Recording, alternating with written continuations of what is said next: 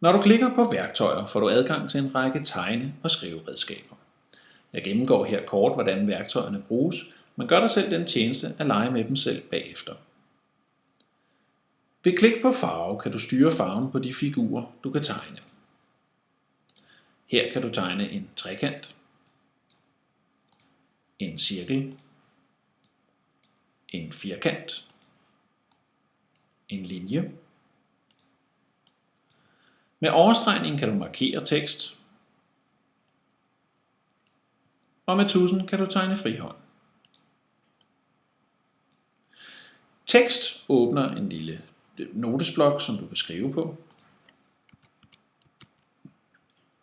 Og med viskelæderet kan du slette de figurer, du har tegnet. Fortryd sletter din seneste tegning.